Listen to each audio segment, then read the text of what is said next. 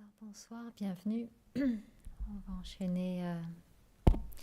enchaîner tout de suite avec un commentaire de méditation. Je vous souhaite une bonne méditation.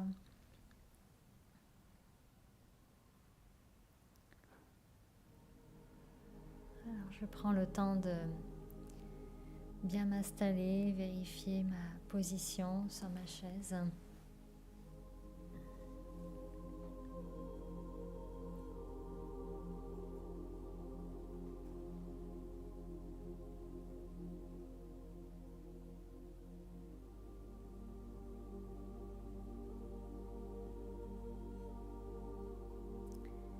Et mon attention naturellement revient vers l'intérieur, comme la tortue qui se rétracte dans sa carapace.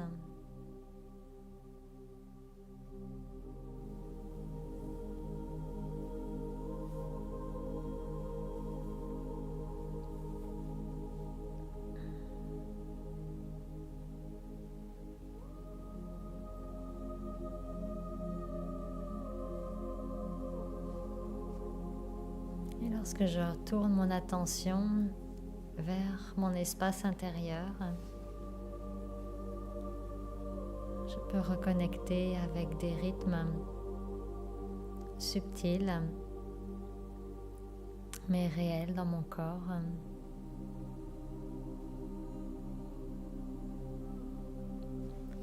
Comme le souffle de ma respiration.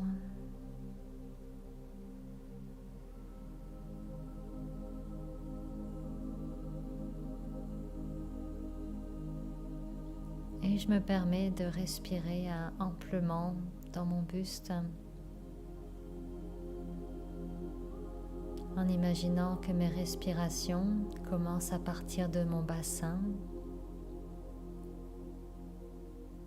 pour s'étirer jusqu'en haut de mes épaules.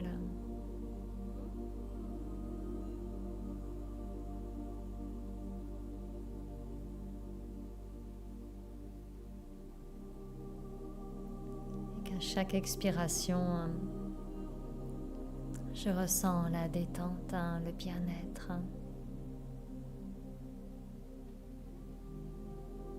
Doucement s'installer dans mon corps.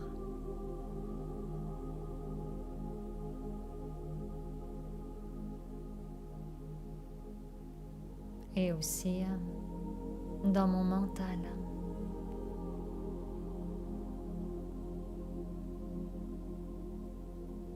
Comme s'il y avait un mouvement de ralentissement.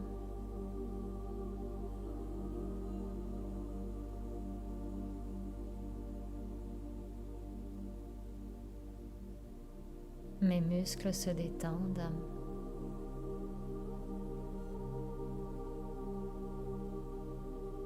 Et je peux garder les yeux semi-ouverts, posés devant moi. Je suis conscient de l'espace autour de moi, du plafond, du sol et des murs.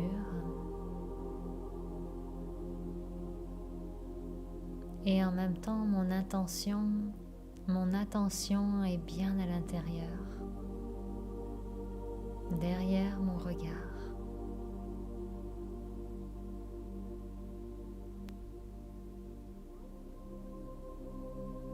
Et peu à peu, je fais l'expérience que je ne prête plus attention aux détails de la pièce qui m'entoure. Comme si j'étais absorbée dans une autre pièce, un espace intérieur invisible.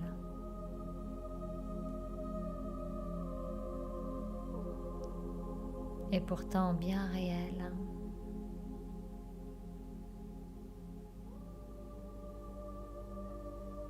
L'espace de mes pensées.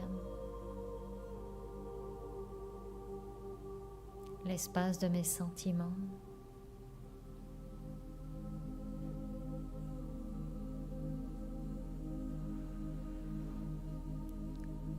Je demeure stable, comme si j'étais assis sur un fauteuil seul au centre d'une pièce vide.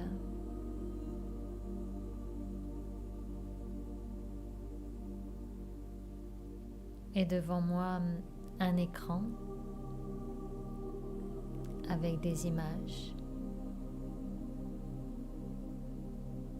qui sont la projection des pensées qui tournent dans ma tête.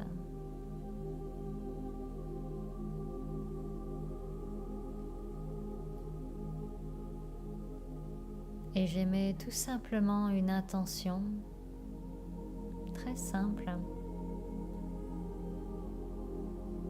de laisser aller toutes ces images et ces pensées qui sont peut-être encore connectées avec tout à l'heure, plus tôt, hier ou bien demain.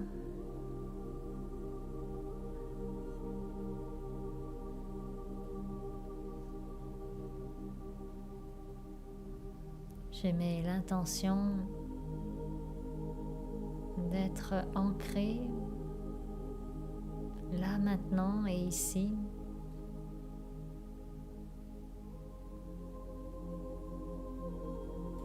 dans le présent de ma conscience.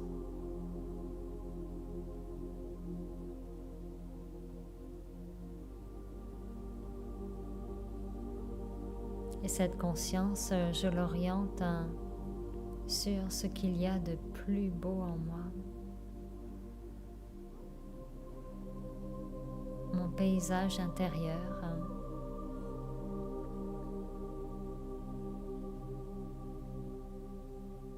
Là où le soleil brille.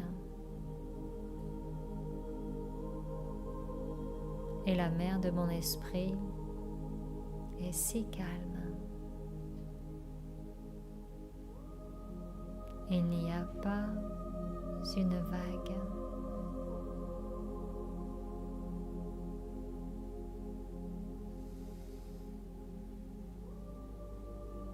Chacune de mes pensées est choisie.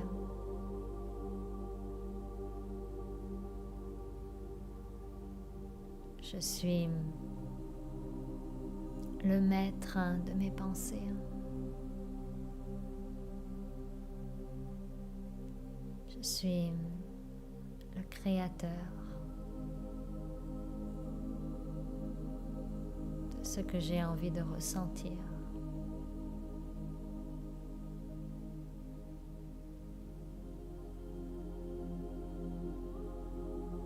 Et bien sûr, mon intention me conduit à ressentir ce qu'il y a de plus beau en moi-même.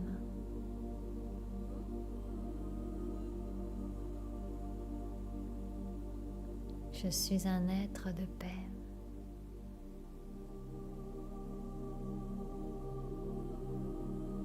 Pur. Libre. Et authentique.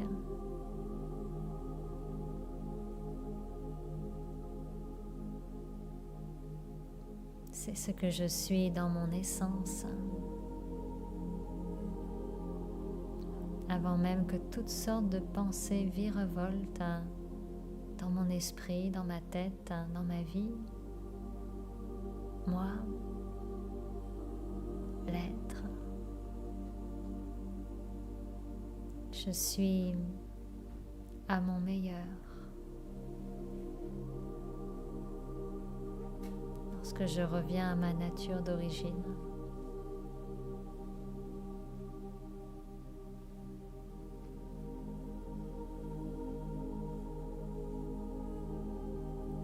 Et je ressens que dans la paix, mon espace intérieur scintille. La lumière de ma conscience brille très naturellement au centre de mon front.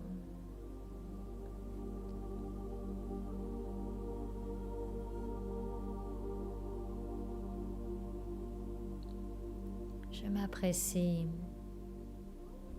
tellement lorsque je suis capable de maîtriser le rythme, le flot de mes pensées.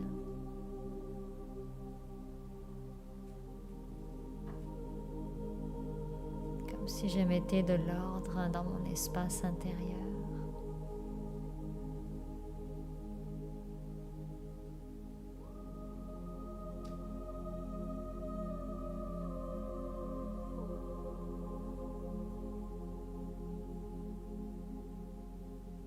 Et mon cœur s'ouvre comme une fleur de lotus qui s'épanouit à la surface de l'eau.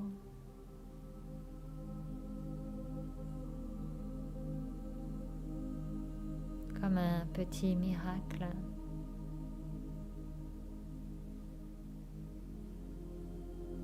Le miracle de la vie.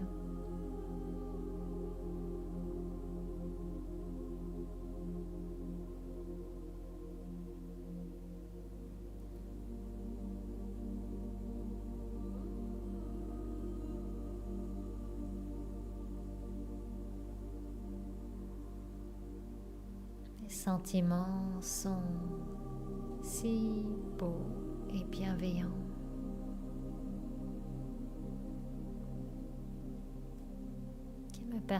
Qu'ils me permettent de partager un flot de bons souhaits avec toutes les âmes, les êtres ici présents dans la pièce.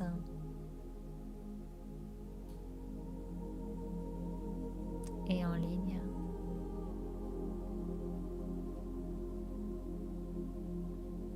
Comme une guirlande de sentiments bienveillants qui nous relient les uns les autres. Et qui enrichit notre expérience, notre bien-être.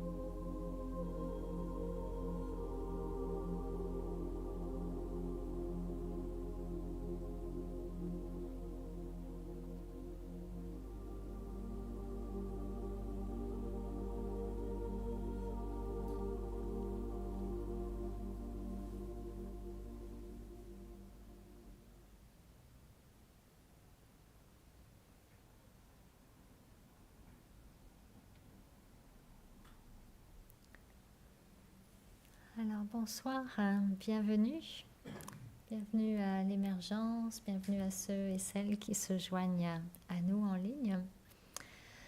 Je m'appelle Anne-Christelle, je suis heureuse de vous accueillir ici ce soir et un très très beau thème qu'on va explorer ensemble sous la forme d'une entrevue, le pouvoir de l'intention. Et on a avec nous Nicolas Crétex, qui est une personne qui est suisse d'origine et qui est basée maintenant à Paris depuis quelques années. C'est quelqu'un qui a plusieurs passions, plusieurs intérêts dans sa vie. Mais plus récemment, Nicolas a eu l'occasion de développer beaucoup tout ce qui était création au niveau vidéo. C'est quelqu'un qui aime bien piloter des drones. Vous savez ce que c'est qu'un drone avec une caméra? Ça fait des images magnifiques et on va voir ça vendredi soir. On aura une soirée spéciale pour présenter ses créations. Et Nicolas, c'est quelqu'un qui est tombé dans la marmite de la spiritualité, du Raja Yoga, il y a une vingtaine d'années. Et c'est quelqu'un qui est très apprécié pour son calme, très très posé, sa clarté.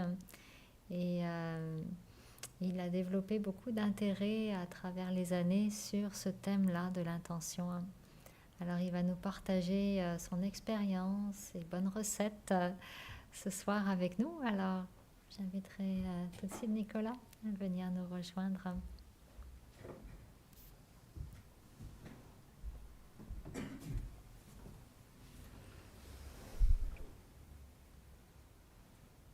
Bonsoir à tous. Merci Bonsoir Christelle Nicolas. pour cette Bienvenue. bonne introduction. Merci.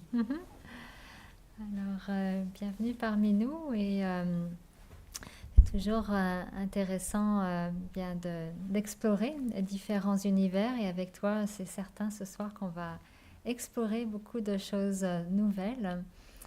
Parlons un petit peu de la façon peut-être dont tu es venu à la spiritualité avant de rentrer dans le vif du sujet. C'est une longue histoire. Je pense comme chacun d'entre nous, on a tous notre historique. Je pense le point commun de tous ceux qui cherchent la spiritualité, c'est qu'ils cherchent des réponses à leurs questions. Et quand j'étais adolescent, même enfant, ce monde me paraissait un peu bizarre. Je ne comprenais pas vraiment comment les choses fonctionnaient, comment les gens les types de relations que les gens avaient entre eux. Et ça m'a vraiment amené à une profonde recherche spirituelle. Elle a commencé par la lecture du prophète de Khalil Gibran, que vous connaissez sans doute.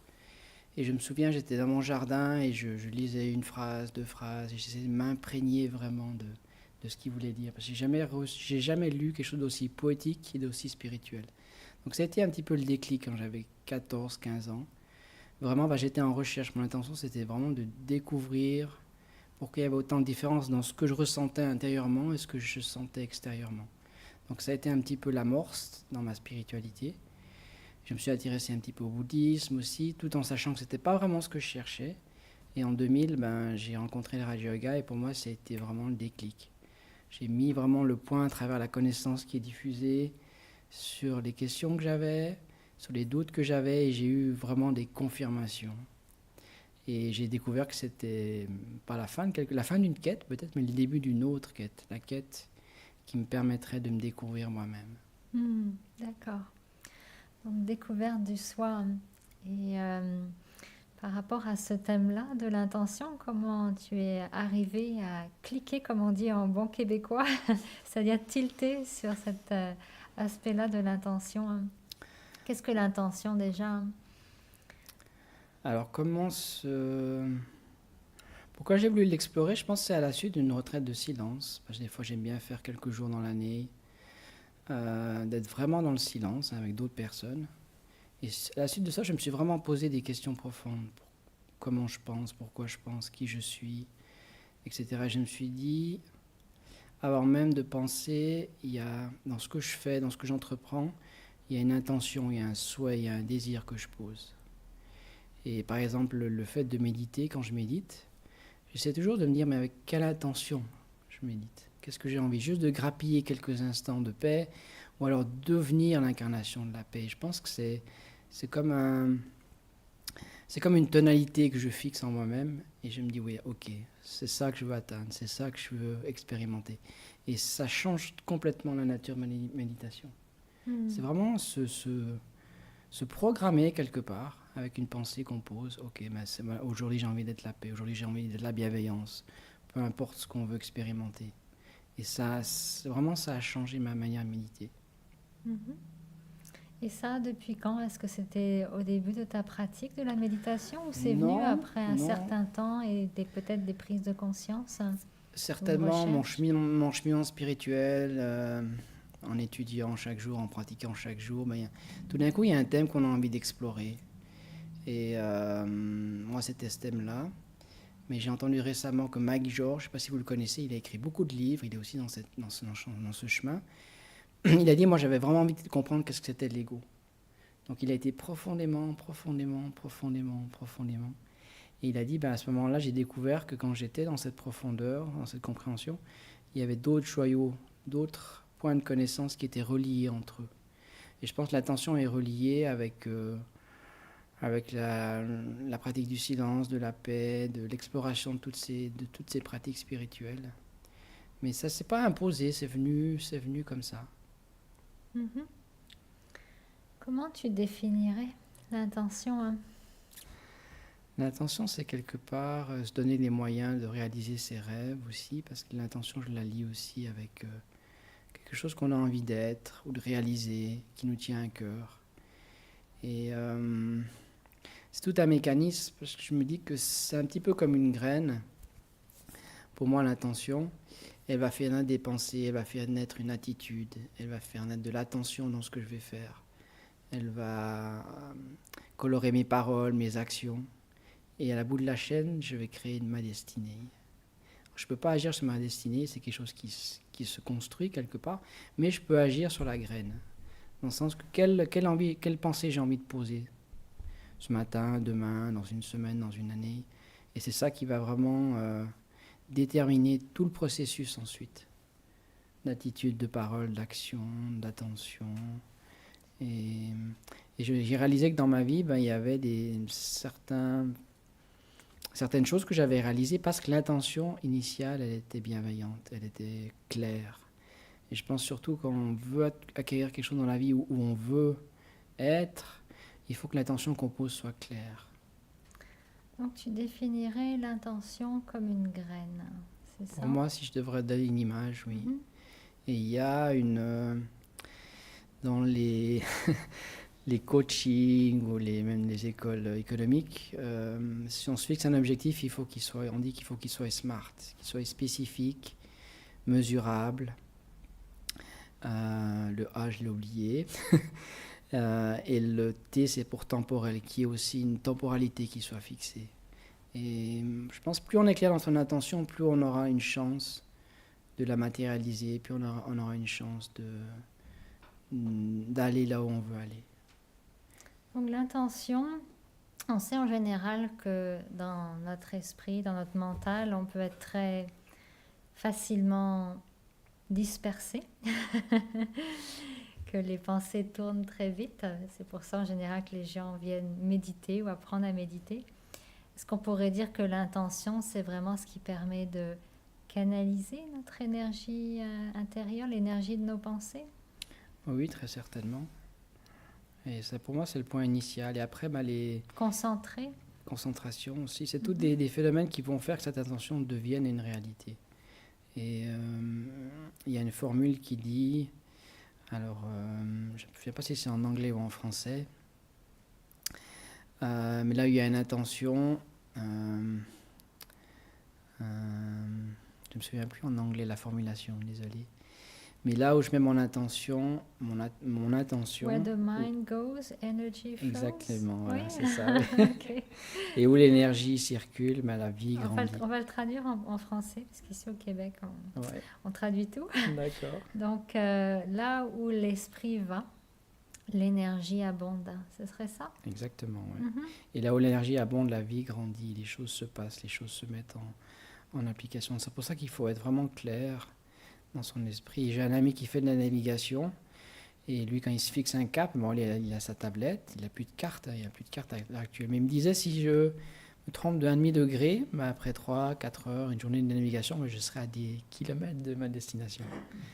Donc c'est une intention, il faut la poser, il faut se donner les moyens aussi de mettre en œuvre ce qu'il y a à mettre en œuvre pour qu'elle se réalise.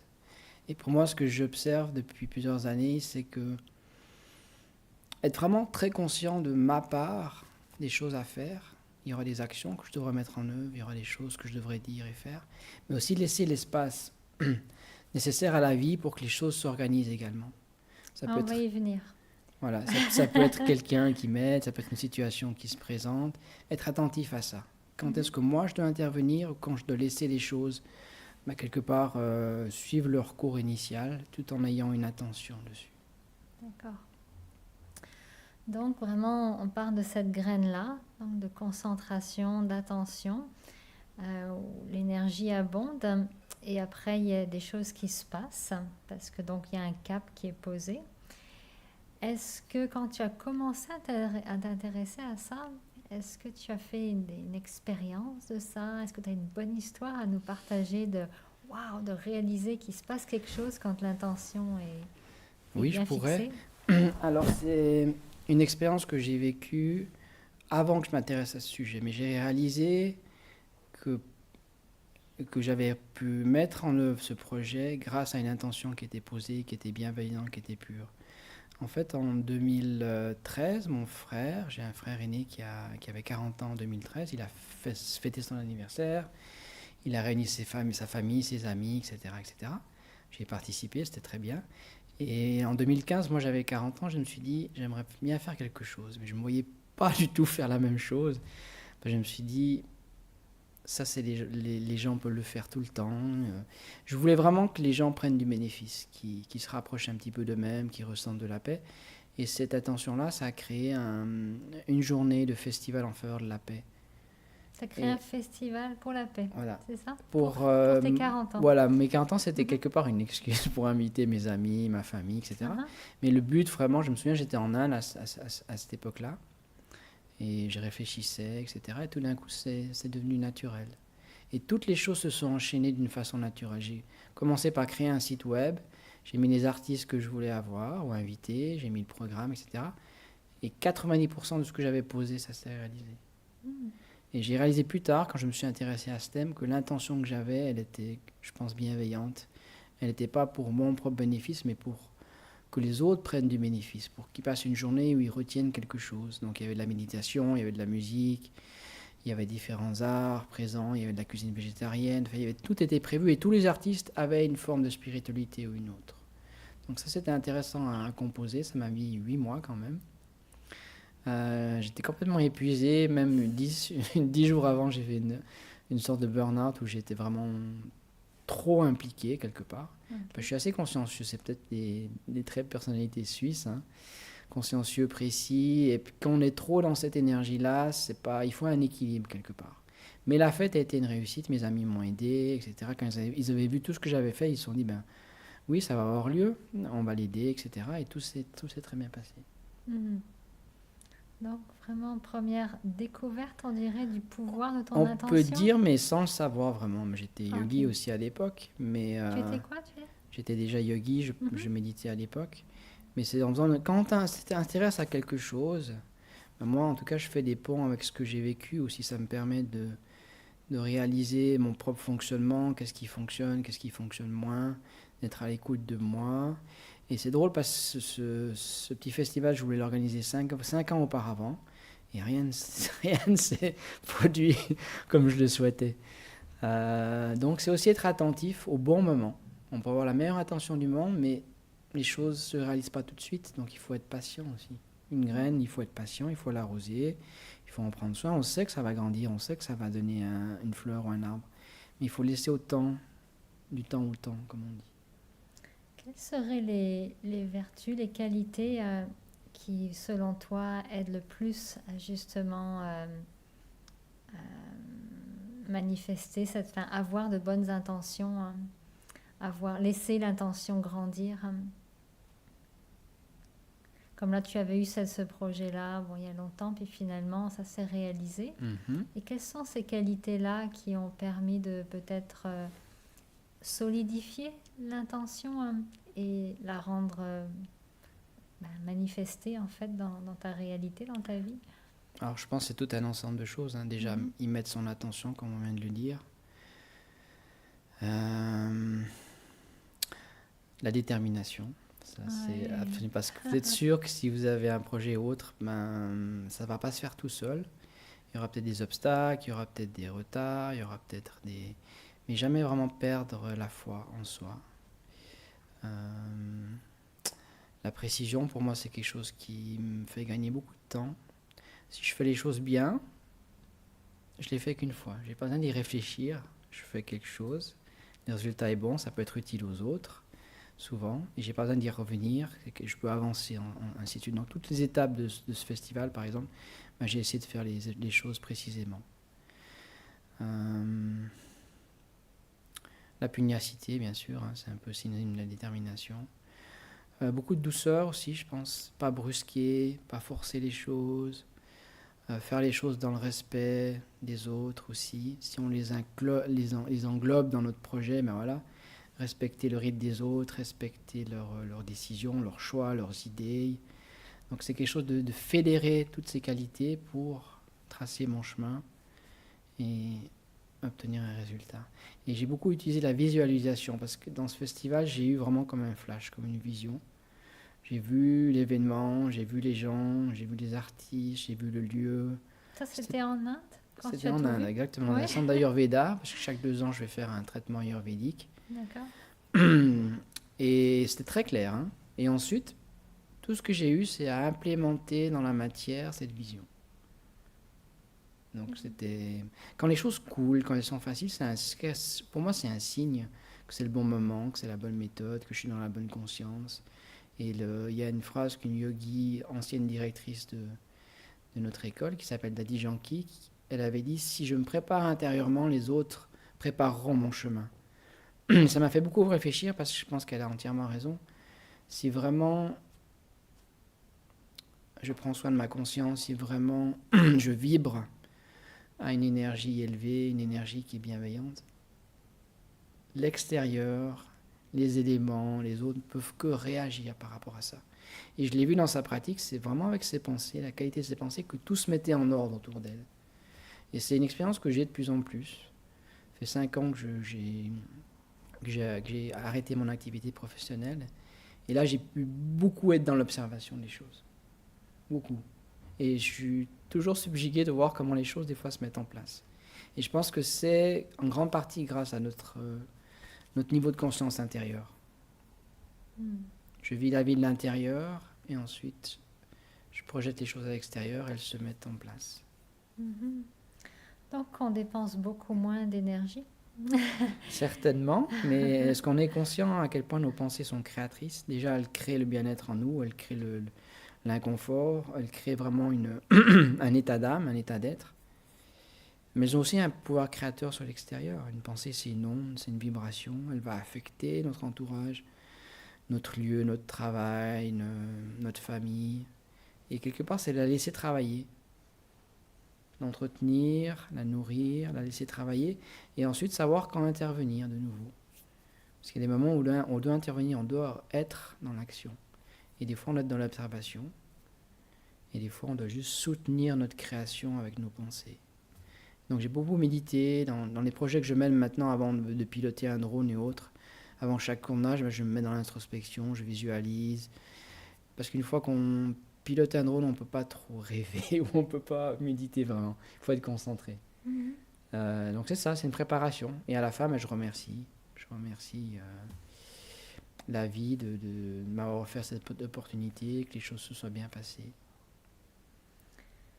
D'accord. J'avais une question, elle est partie, mais c'est pas grave. Pas grave. Ce que je ressens beaucoup, c'est oui, une qualité que tu n'as pas nommée tout à l'heure, la patience. Je pense que ça fait bon ménage avec l'intention d'être très détaché du résultat. Ça peut aider, non? Oui, parce que les choses ne se passent pas toujours comme on le souhaite. Donc, Ok. des fois, ça peut être bénéfique, ça va booster notre projet, notre vision. Est-ce que tu as eu des intentions dans ta vie qui t'ont mené ailleurs, vraiment ailleurs, que ce que tu avais fixé au départ? Certainement. Mhm. Ailleurs, mais même l'ailleurs est une bonne destination, hein, si c'est pas forcément celle que j'ai choisie, mais il y a un sens. Dans ma vie, j'ai dû reconstruire quelque part, repartir un peu à zéro une bonne dizaine de fois à cause de problèmes de santé que j'avais. Et mon intention, tout d'un coup, de devenir ça ou de faire ça, elle s'arrête et je dois faire autre chose. Donc là, j'étais D'accord. interrompu, mais ça m'a appris justement la patience, ça m'a appris aussi la tolérance vis-à-vis de ce que je vivais, vis-à-vis des situations qui n'étaient pas toujours évidentes. Ouais, ça m'a appris toutes ces choses. Mais ça m'a permis de me construire aussi, de faire plein de choses que j'aurais jamais eu l'occasion de faire dans ma vie. Je suis pas très manuel, j'ai plutôt une fibre artistique, donc j'ai pu toucher à d'autres métiers, d'autres activités. Et j'ai pas de regrets par rapport à ce qui s'est passé. Si les choses qui se sont passées devaient se passer ainsi. Point final. Et puis ce qui est beau, c'est le présent, c'est d'être ici. La vie, c'est ça, on dit que le présent, c'est un cadeau et le futur est incertain. Donc, dépendant de ce que je suis maintenant, de ce que je fais, je me crée quelque chose de positif. Donc, il y a beaucoup de créations liées à l'intention. Quand vient le mois de décembre, janvier, est-ce que tu fais partie des gens qui justement réfléchissent à créer, mettre des intentions puissantes pour Ah, l'année? pour la nouvelle année? Ouais. Est-ce que tu utilises cet outil-là particulièrement à cette période ou bien comment tu utilises l'intention dans ton quotidien? Est-ce que tu as des intentions pour chaque semaine ou chaque mois? Comment tu vis ça dans le temps? Je fonctionne beaucoup à l'inspiration. Dans beaucoup de choses que je fais, surtout dans les créations artistiques, musicales ou vidéographie. Mois de décembre, c'est plutôt faire le bilan, peut-être de l'année, comme on a l'habitude de le faire. Et puis, oui, me projeter dans l'année, voir ce que j'aimerais réaliser, faire. Souvent, je le passe dans le silence, où je suis dans un centre de méditation, dans ce pont hein, de décembre-janvier. Donc, forcément, je vais méditer, je vais m'introvertir, réfléchir. Mais je pose pas d'attention particulière, non. J'attends pas le mois de décembre, disons, pour me fixer des objectifs et Au mois de autres. janvier, tu fais partie de ceux qui ont des intentions, ou des résolutions, ou des objectifs. Oui, j'en ai durant tout au long de l'année, je pense. Pas Hmm. particulièrement en janvier, non. Bah, Mhm. c'est un mois de janvier, il y a peut-être plus de méditation, plus d'attention sur le soi, de construire quelque chose. C'est un peu le début vraiment de l'année, donc j'essaie d'être attentif à ça. Mais je fonctionne à l'inspiration. En tout cas, dans les projets que je mène à bien. Si je suis pas inspiré, les choses vont prendre du temps, ou alors je serai pas créatif, ou je serai en manque d'imagination. Je peux être très très très fatigué et mettre au piano et les choses sortent, ou passer 3 heures et il se passe rien. Donc je sais pas, c'est peut-être ma fibre artistique, je sais pas. Chacun a un fonctionnement hein, bien défini. Je pense que c'est essayer de vivre avec ça et d'en tirer profit. Hmm. D'accord. On voit que dans ton parcours, en tout cas, on peut sentir que tu as touché à beaucoup, beaucoup de choses. Et est-ce que tu as eu un moment phare qui t'a amené vraiment à basculer? Mettons, là, tu pilotes des drones pour faire des vidéos. Est-ce que, il y a eu quelque chose à voir avec une intention là-dedans pour que cet univers-là s'ouvre à toi? Parce que tu étais dans la musique avant, c'est ça? Oui, je Mhm. faisais un peu de vidéo, mais quelques montages vidéo, enfin, je commençais à m'intéresser. Euh, c'est drôle, moi, je peux en parler un peu parce que c'était quand même une révélation pour moi. Alors, je me souviens très bien, j'étais en Inde, hein, dans notre centre principal, au Rajasthan. Et il y a un studio là-bas justement, qui crée du contenu vidéo, qui crée des films, des interviews, etc. Et il y a un ami qui m'a montré tout d'un coup une prise de vue d'un drone, sans que je le connaisse vraiment, hein. Et tout d'un coup, quand j'ai vu cette vision-là, une vision vraiment holistique, hein, juste d'un lieu, hein, Du ciel, du ciel, à voilà, ou 360. de l'université, et je me suis dit, immédiatement, il y a eu la pensée, je souhaite filmer ces centres de méditation et les montrer au monde. Alors, je pense pas que ce soit une pensée qui vienne que de moi, je pense qu'il y a une inspiration supérieure ou divine, je sais pas. Mais c'était vraiment une révélation très claire. D'ailleurs, le jour d'après, j'ai commandé un drone. Quand je suis revenu en Suisse, je l'ai essayé et c'était comme si j'en avais toujours fait. C'était comme une reconnexion. Comme quand je suis arrivé au Radio Yoga, c'était une reconnaissance. Une reconnaissance de quelque chose que j'attendais, mais qui est très familier. Et si je me retourne maintenant et je vois les 5 6 dernières années, j'aurais pas pu faire ce que j'ai fait si c'était juste une intention personnelle ou égocentrique. Non, c'était quelque chose d'autre. J'étais vraiment accompagné, vraiment guidé. Et Quand tu parles d'accompagnement comme ça, d'être guidé, est-ce que tu as vraiment l'impression que le divin s'est mêlé de l'affaire un petit peu? bah, Quelle est ta relation entre... Comment tu décrirais ta relation entre justement la source, Dieu, le divin, quel que soit le mot qu'on emploie, et ces moments-là d'intention qui se révèlent à soi-même en se disant c'est ça que je veux. Dans ton moment, c'était vraiment ça qui s'est passé, c'est ça que je veux faire, c'est ça? oui, c'était comme une évidence. Hmm. Et c'est sûr que dans les Ça méditations devait être un très beau moment, hein. Oui, souvent Mhm. moi je réalise plus tard les choses, comment elles se sont produites. Dans l'instant présent, je vis les choses. Je ne vais pas intellectualiser ou y réfléchir, je les vis, j'essaie de les vivre pleinement. Et c'est après, avec le recul, même des années plus tard, je me dis oui, c'est ça qui s'est passé. Voilà, je revis les scènes où je vois dans quel état d'esprit j'étais.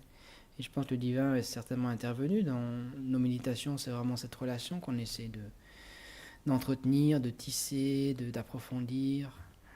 Il y a peut-être une main invisible, voilà, qui est venue, qui m'a influencé. Une main Et invisible. Oh, voilà, c'est une belle image. c'est Jacques Picard quand il était dans l'espace. C'est un des seuls Suisses qui a été dans l'espace. C'est drôle, on lui a demandé, mais qu'est-ce que vous ressentiez quand vous étiez là-haut avec cette belle planète, cette plénitude? Vous ne sentiez pas qu'il y avait une main invisible quelque part, un créateur derrière? Et il est très scientifique, il a dit non.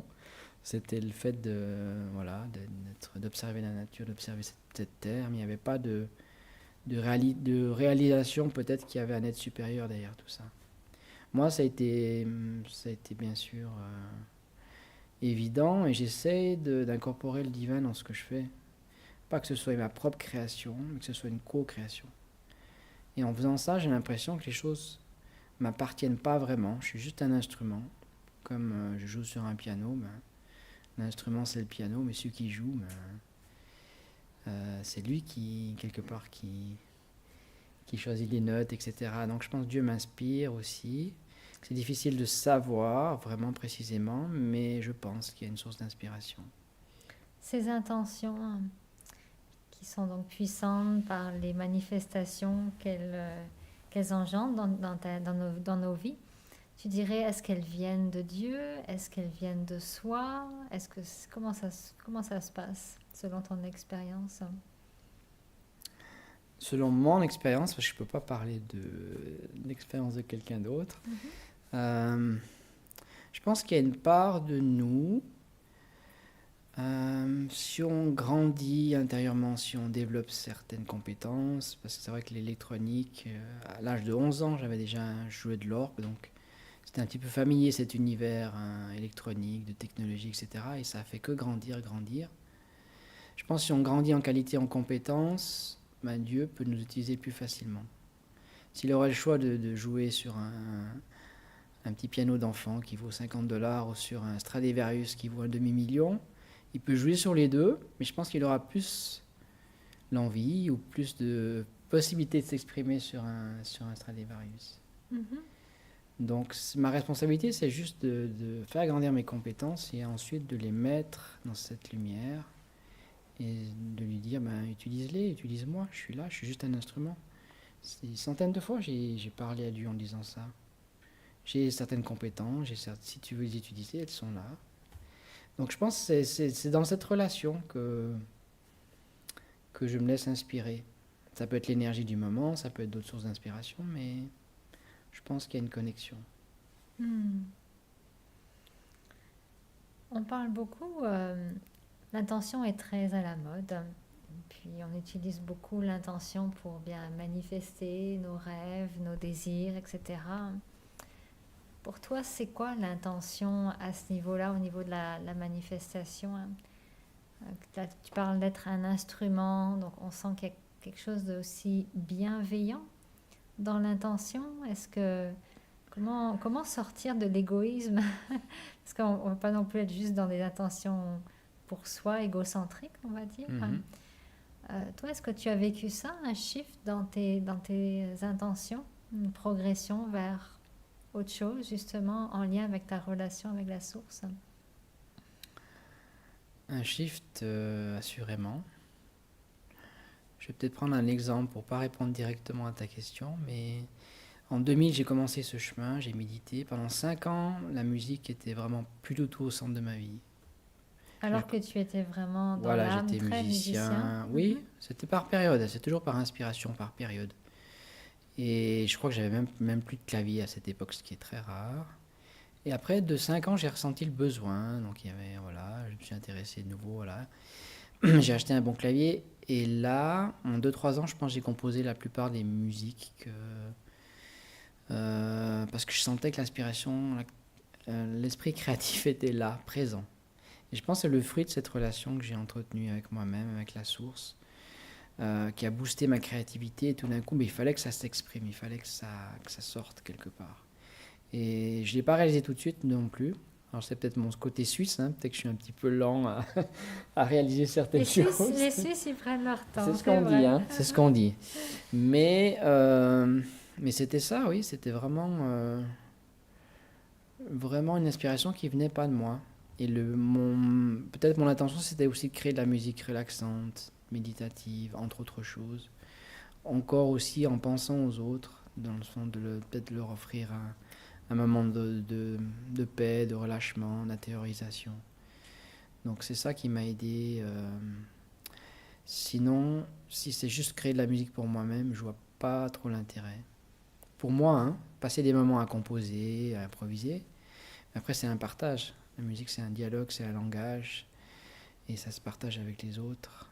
Et par la suite, j'ai voyagé beaucoup avec mon clavier, donc aussi pour animer des retraites, pour essayer de jouer un petit peu. C'est assez apprécié en principe, parce qu'il y a justement une autre vibration qui passe. J'essaie de la faire, de jouer en conscience le plus possible, de faire en conscience le plus possible de choses. Et je crois que le résultat est différent. Il y a une différence. Que si on fait juste les choses pour faire les choses, sans y prêter vraiment attention. Non, il faut être vraiment présent. Disponible, présent, attentif. Et c'est là que l'inspiration peut venir. Donc il y a une part de responsabilité, c'est sûr. Et une part de se dire, ben voilà, je suis juste un véhicule, je suis juste un support. Et il y a peut-être une autre énergie aussi qui peut passer. Donc la responsabilité, tout à l'heure tu parlais de Daddy Yankee avec son exemple, hein, tu disais vraiment l'important c'est de préparer. Me préparer intérieurement. Préparer intérieurement. Hein. Mhm. Comment toi justement tu assumes cette responsabilité? Qu'est-ce que ça suppose dans ton quotidien, que ce soit au niveau de la... Comment tu arrives à bien gérer intérieurement tes pensées? Qu'est-ce que tu aimes dans ta pratique spirituelle qui t'aide à bien te préparer intérieurement?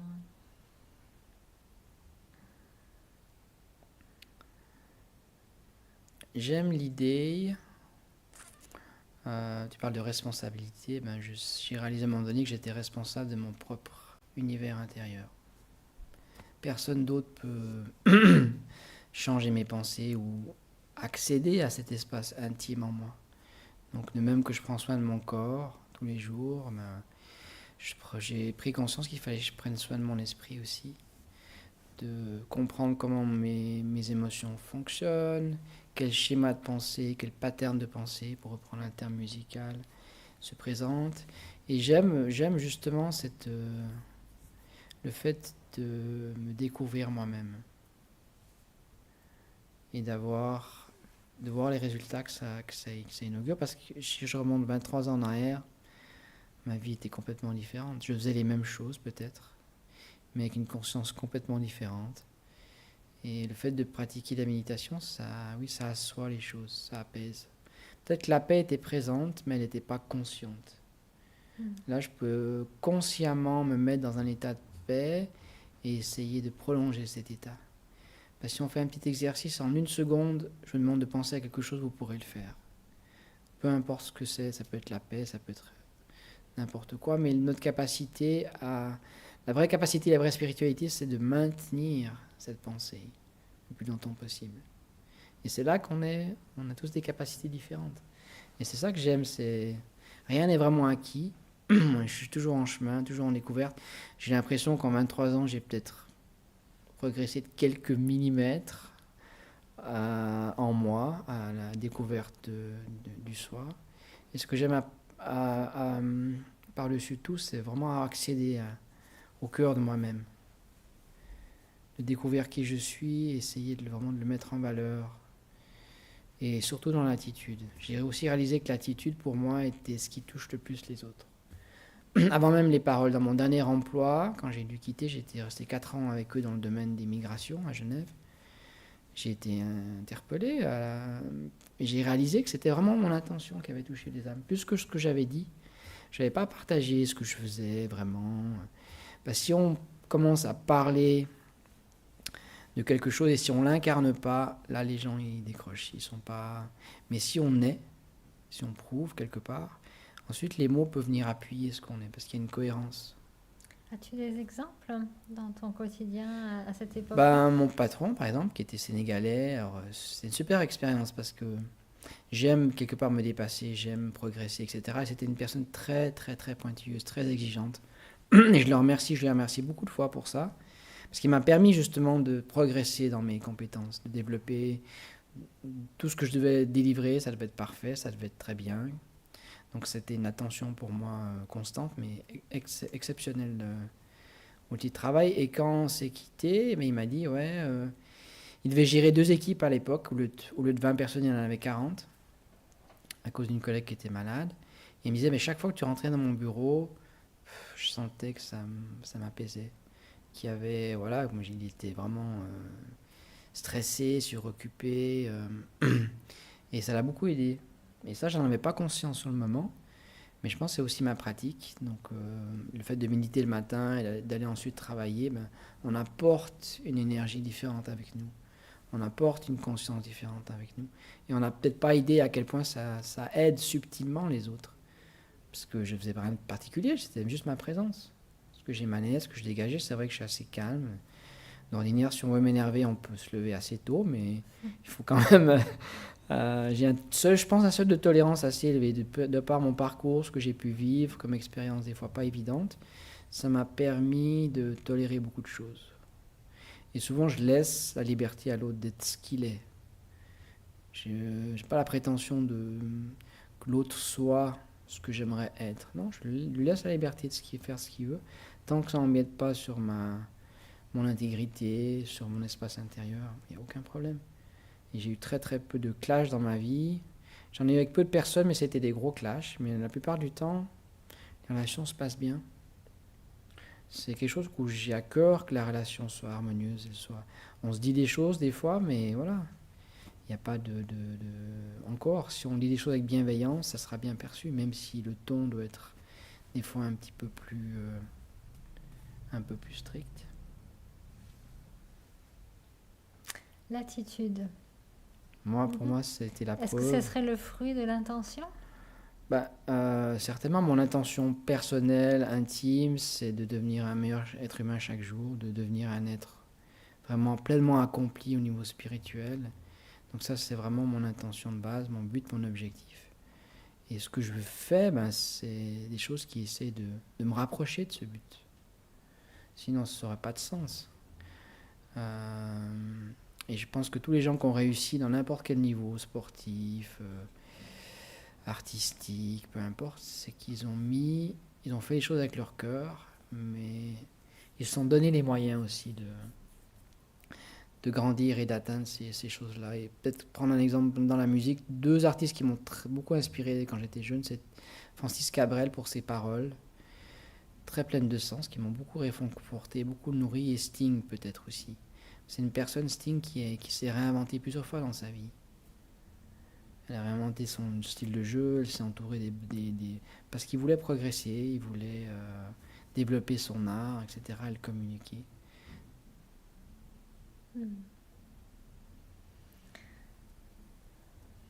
J'ai pas de questions. Il y a peut-être un autre exemple que je peux citer, on n'en a pas discuté en pré-interview, mais ça c'était assez intéressant. Quand j'avais 20 ans, j'étais déjà intéressé un peu au bouddhisme, la non-violence pour moi c'était important. La compassion, j'aimais bien ce qui se dégageait justement du bouddhisme sans y adhérer vraiment. Et venu à l'heure de devenir un soldat, de faire, on appelle ça le recrutement en Suisse. Je me dis, je peux pas apporter une arme, je validais pas du tout le rôle d'une armée ou quoi que ce soit. Excuse-moi, tu faisais ton service militaire? Voilà, c'était pour le recruter et puis savoir dans quel département tu vas aller. Et je réfléchissais, je me dis, je veux me faire réformer, je veux pas passer par ce processus. J'ai entendu quelques amis qui ont fait ça, je me dis non, je peux pas faire ça, c'est pas digne, c'est pas... Et tout d'un coup, 2 jours avant, je rentre dans une bibliothèque, j'ouvre un recueil de sagesse et une phrase de Bouddha. Et elle disait, je m'en souviendrai toujours, toute conquête engendre la haine, car le vaincu demeure dans la misère. Celui qui se tient paisible, ayant abandonné toute idée de victoire ou de défaite, se maintient heureux. Tout d'un coup, ça a été une révélation. J'avais l'intention de ne pas faire mon service militaire, de faire un autre cursus, en menant d'autres activités. Et cette phrase, ça a été l'excuse quelque part. Donc j'ai réussi à me faire réformer avec juste la force d'une pensée. Je suis arrivé devant, voilà, il y avait les docteurs, il y avait les généraux, je sais pas. J'aurais dit, voilà, prouvez-moi que cette phrase n'est pas juste. Et je ferai mon service militaire. Parce que mon intention derrière, c'était de rester en accord avec mes valeurs de paix, d'être pacifique. C'était ça qui a prédominé. C'était ça qui m'a donné le courage, quelque part, de me présenter ainsi. Et pour moi, il n'y avait aucun doute. C'était déjà fait et ça s'est fait. Et ça, c'était le pouvoir d'une intention, je pense. Une détermination. C'était très clair, il n'y avait pas d'autre option pour moi. Donc c'est vraiment comment programmer un ordinateur, c'est se programmer intérieurement, être déterminé, être conscient que, voilà, qu'on va y arriver.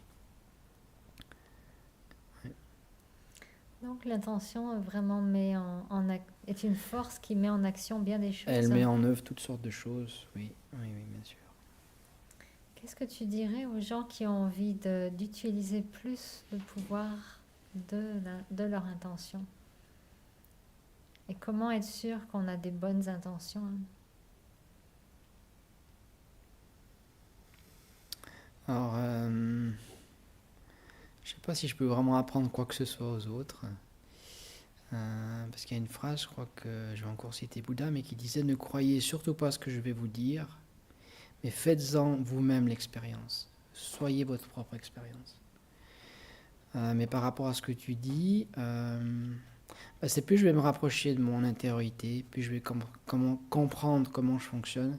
Parce qu'avant de poser n'importe quel souhait, n'importe quel projet, si je ne sais pas comment je fonctionne, ce sera peut-être pas si évident que ça. Si je ne connais pas mes forces, mes faiblesses, si je n'arrive pas à reconnaître les opportunités que la vie m'offre, parce qu'il y a des opportunités des fois à saisir pour que mon souhait se réalise. Je pense pas qu'il y ait de secret, oui. C'est plus je vais me connaître, plus je vais mettre en action mes qualités, mes compétences. Mais il n'y a aucune raison que je n'atteigne pas mon objectif. Et j'en ai pas parlé, mais il y a un David, quand j'ai fait cette recherche sur ce thème, j'ai regardé un peu ce que David Laroche faisait. C'est un jeune entrepreneur, je ne sais pas si vous le connaissez, il a eu quand même 80 millions de vues sur YouTube. Parcours assez intéressant, personne très timide, très peu de confiance en soi. Et il a été interviewé 300 personnes éminentes dans le monde qui avaient réussi dans le domaine du sport, la politique, les arts, peu importe. Et il a essayé de découvrir un petit peu leurs méthodes, leurs secrets. Et ensuite, il a monté sa propre école de coaching, etc. Donc parcours je trouve assez admirable. Il est parti d'une personnalité timide jusqu'à s'exprimer devant des milliers de gens. Et il disait, je pense que c'est mon téléphone, je suis désolé. Il faut juste appuyer sur un bouton et ça va s'éteindre. C'est un petit rappel. Et il disait, si avec les mêmes capacités ou les mêmes handicaps, quelqu'un pourrait réaliser quelque chose, est-ce qu'avec les mêmes capacités que j'ai ou les mêmes handicaps, est-ce que quelqu'un d'autre pourrait réaliser ce que j'ai envie de réaliser? Et la réponse sera toujours oui. Alors pourquoi moi je ne pourrais pas le faire? Et qu'est-ce que je dois mettre en action? Si je dois dépasser certaines zones de confort, ok, parce que pour atteindre ses objectifs, ses rêves, il faut donner de soi-même, il faut s'investir. Et j'aime bien le mot, j'aime pas forcément le mot effort. Je sais qu'il y a d'autres yogis, en tout cas dans mon entourage, qui n'aiment pas forcément ce mot effort parce que ça évoque du labeur, ça évoque peut-être des choses qui sont peut-être pas forcément agréables ou qu'on n'aimerait pas faire ou faire différemment. Mais j'aime bien le mot investissement. À quel point je m'investis moi-même. Et en dépendant de mon degré d'investissement, les choses vont avoir une chance d'arriver. Une mère qui s'occupe de ses enfants, de son petit enfant, son nouveau-né, elle est investie corps et âme. Il n'y a pas de question de savoir si elle doit se lever ou pas. C'est l'amour qui véhicule ça. Et je pense que l'amour, c'est une force créatrice incroyable. Par amour, on est capable de tout faire, de tout entreprendre. Et je pense que c'est ça, c'est avoir de l'amour et de la douceur en moi. Pour moi, ces deux qualités sont inséparables. C'est comme les deux faces d'une seule pièce. Si je suis aimant, je dois forcément être doux. Je ne peux pas être doux si je ne suis pas aimant. Je ne peux pas être aimant si je ne suis pas doux. Donc ça a été aussi l'inculcation de ces qualités, d'où envers moi-même, me traiter, avoir la juste estime de moi-même, connaître mes capacités, estimer les autres, estimer les situations. Et dans ce cas-là, il n'y a aucune raison que les choses n'aboutissent pas. Donc il n'y a pas vraiment de secret, c'est vraiment à soi de se comprendre d'abord, comprendre aussi le fonctionnement un peu du monde dans lequel on vit pour aller en adéquation avec ça. Donc, ce que je retiens beaucoup, c'est à quel point nos intentions, elles prennent vraiment racine dans l'intériorité, que c'est vraiment la clé. Mhm. Et s'il n'y a pas vraiment ces retours vers l'intérieur fréquents, c'est très difficile d'être en contact. Parce que l'intention, est-ce que c'est quelque chose qui vient du cœur? Si elle est bienveillante et altruiste, je pense. Si c'est juste l'esprit qui crée un souhait, un désir, est-ce qu'elle sera vraiment bienveillante, altruiste, bénéfique pour les autres? Je ne suis pas sûr. Bien sûr, l'esprit, il doit soutenir cette énergie du cœur. Le cœur, c'est pour moi une autre facette de l'âme, qui est peut-être plus liée à nos sentiments profonds, quelque chose qui vraiment nous tient à cœur, on dit ça. Ouais. Moi, en tout cas, je fonctionne beaucoup avec ça. J'ai peut-être une énergie peut-être féminine plus développée, je sais pas. Mais pour moi, ça fonctionne en tout cas. Conclusion, c'est important d'aller dans son cœur. Certainement, oui. Souvent, c'est la tête qui agit et le cœur est un petit peu laissé de côté. Comment faire en Souvent. sorte justement de débrancher la tête et aller dans le cœur? Qu'est-ce qui t'aide, toi? Qu'est-ce qui m'aide? La première personne que j'ai rencontrée en 2001, quand j'ai commencé à m'intéresser à d'autres centres de yoga, à découvrir un peu d'autres pratiques. Première personne qu'à Lyon que j'ai rencontrée, déjà elle m'a dit ça fait plaisir de rencontrer quelqu'un que je connais déjà. Alors bon, je pense que j'ai pas saisi tout ce qu'il voulait dire déjà, mais comme on est sur ce chemin, quelque part il y a une reconnaissance, on est vraiment sur la même longueur d'onde. Et il m'a beaucoup expliqué que pour lui, son challenge, c'était vraiment que cette connaissance spirituelle, elle passe dans le cœur. Pas l'organe, mais un espace beaucoup plus profond en nous, où elle reste ancrée, où elle vit, où elle peut se développer, où elle peut aider les autres aussi. Et c'est aussi un processus dans lequel je passe et je passe encore, de faire descendre cette énergie. La méditation, c'est vraiment d'avoir cette relation avec la source, cette source d'amour, de bienveillance. Mais si je le fais juste avec mon intellect, avec mon esprit, j'ai l'impression que ça va rester à 1 degré. Je reste en surface de l'océan, mais si je veux peut-être plonger et me rapprocher de lui, avoir plus d'expérience, ça doit être vraiment une partie beaucoup plus intime. Et je pense que le cœur, il a cette fonction-là, de relier mon amour à son amour, de tisser un pont entre les deux. C'est pas quelque chose que j'intellectualise. J'utilise mes pensées pour me mettre dans un état méditatif. Mais ensuite, j'ai l'impression qu'il y a une autre énergie qui prend le relais, beaucoup plus profonde. Donc c'est vraiment là où on est dans la sphère des expériences. Quand on commence à être dans les ressentis, c'est là qu'on est dans son cœur, c'est ça? Mm-hmm. Oui, et le but de toute méditation, c'est quelque part, c'est de transformer une ou mes pensées en expérience. Tout d'un coup, je vois qu'il y a les pensées s'estompent, l'esprit pense beaucoup moins, parce que justement, pour moi, le but de cette méditation, c'est de devenir la paix. C'est pas juste d'y réfléchir, c'est pas juste de m'imprégner de quelques gouttes de paix, non, c'est de devenir cette incarnation-là. Et ça fait toute la différence. Donc on est vraiment plongé dans l'expérience, perdu dans l'expérience, fondu dans l'expérience. Et je pense que c'est vraiment cet aspect du cœur qui se fond dans quelque chose. Tout en gardant ma propre identité, bien sûr, mais je deviens l'expérience. Et bien sûr, en 1 seconde, une pensée peut me ramener dans des choses très terre à terre, etc. C'est pas grave. En tant que yogi, mon expérience, c'est ça, c'est de ramener les choses à l'intérieur. Et je me souviendrai toujours de ce que Mike George, que j'ai cité tout à l'heure, a dit par rapport à l'amour. Il disait que s'aimer soi-même, c'était impossible. Il disait, on est amour. S'aimer soi-même, il y a S', c'est moi, il y a l'amour, et soi-même, c'est aussi moi. Donc comment est-ce que l'amour peut aimer l'amour? Ça semble un peu difficile et impossible. Pour lui, beaucoup plus facile, et j'adhère complètement dans son sens, de devenir cette énergie-là, de réaliser que je suis cette énergie-là. Et le monde, les autres, les situations extérieures, c'est un jeu, hein, c'est juste, elles vont me faire dévier de cet alignement.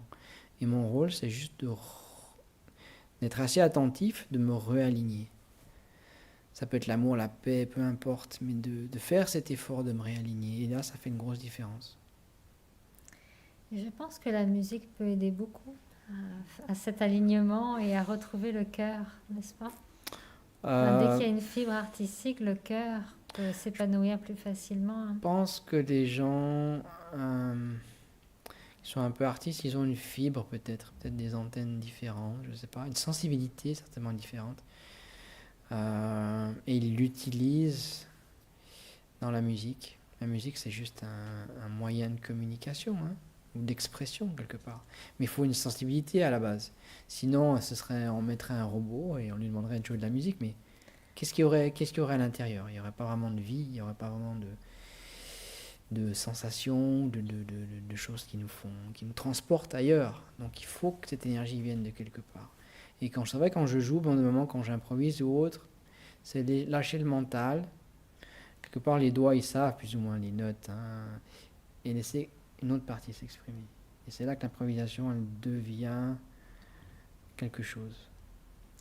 Je pense que tu nous as donné envie, le goût, comme on dit en québécois, de vivre ça avec toi. Est-ce que tu aimerais nous offrir un commentaire de méditation avec un petit peu de musique pour qu'on puisse s'abandonner le cœur ouvert et peut-être voir des intentions extraordinaires jaillir de ça? On va essayer, j'y réfléchis. C'est la première entrevue que je fais, hein, une des premières. La première fois que je vais jouer et faire un commentaire aussi. Donc pour moi, j'aime bien les expériences nouvelles. Bon, donc je me suis quand même on est entraîné. dans les premières ce soir. Il faut se lancer des fois. Non, mais je me suis quand même entraîné avec Tania. Et donc oui, j'ai réfléchi à ça pour vous emmener quelque part. Par rapport aussi à l'intention et l'incorporer dans cette méditation. Alors, on t'écoute. Merci encore à vous. Et on se retrouvera peut-être après. Oui, bien sûr. 10 minutes, ça va? Oh non, un peu moins. 7-8 minutes. 7-8 minutes à peu près.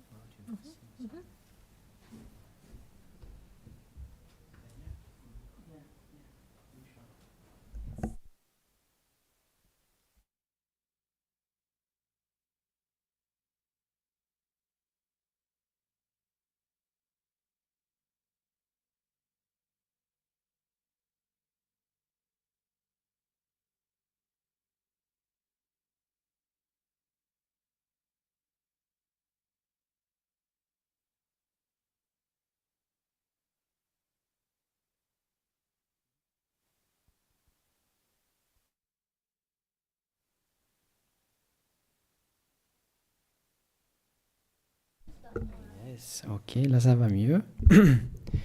Tu m'entends bien, ça va? C'est bon? Ok.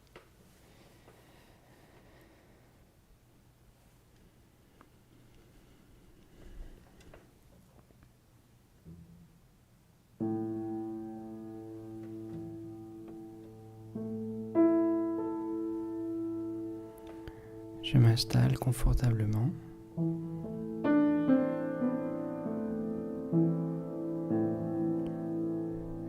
Et je prends conscience de ma présence.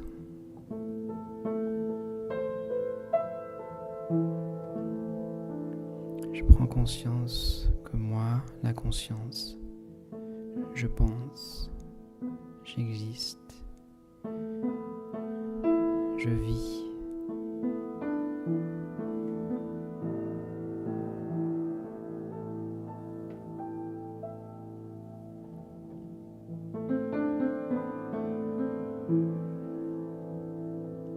Et je fixe mon attention à l'intérieur.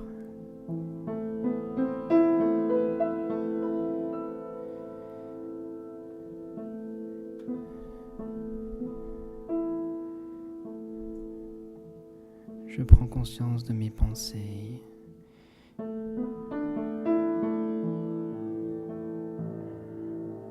moi seul a le pouvoir d'influer sur mes pensées,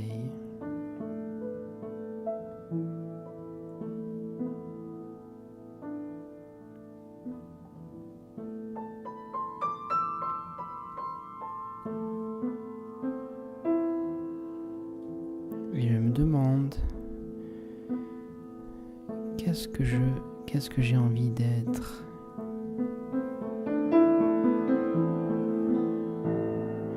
Qu'est-ce que je souhaite réaliser dans ma vie? Qu'est-ce qui me tient vraiment à cœur d'être ici et maintenant?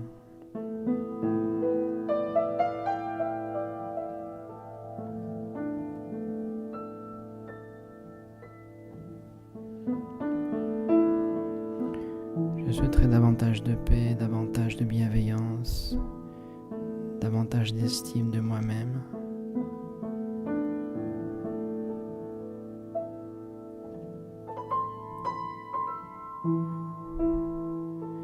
Et je prends conscience que toutes ces choses, je peux les créer en moi. En une pensée, je peux recréer cet état d'être paisible.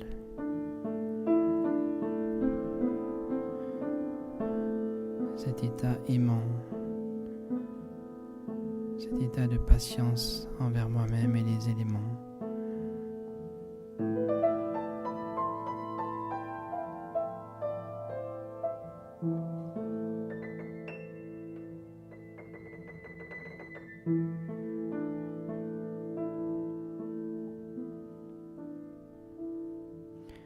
Et dans cet état intérieur où je suis en relation avec mon soi profond, avec mon moi profond,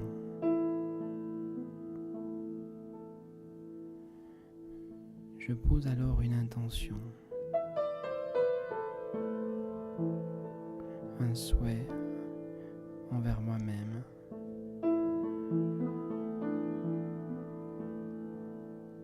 Quelque chose que j'ai vraiment envie d'être, d'incarner, de devenir.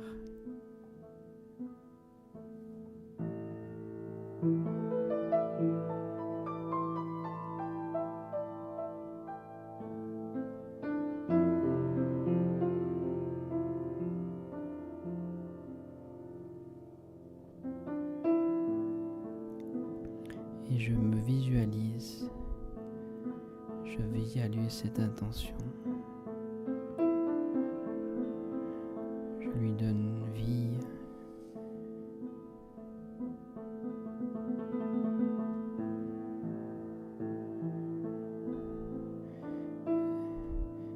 Et je me projette comme si cette intention était déjà acquise. Je me vois l'atteindre, je me vois l'incarner.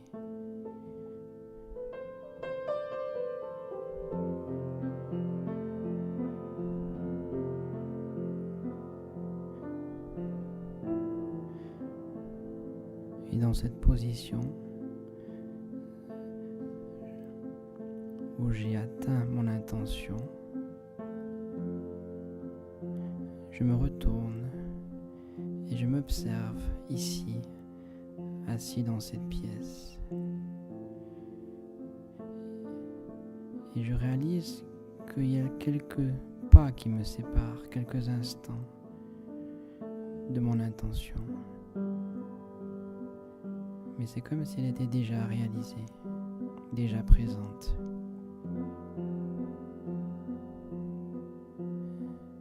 Et je suis persuadé que ce que je veux être, ce que je veux devenir, si je m'en donne les moyens, si j'y mets tout mon cœur et toute mon âme, je parviendrai à cet état. Ce n'est qu'une question de temps.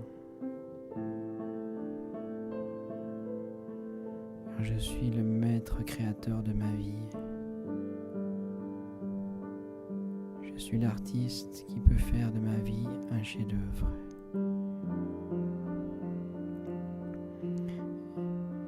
Et pour m'aider à réaliser cette intention,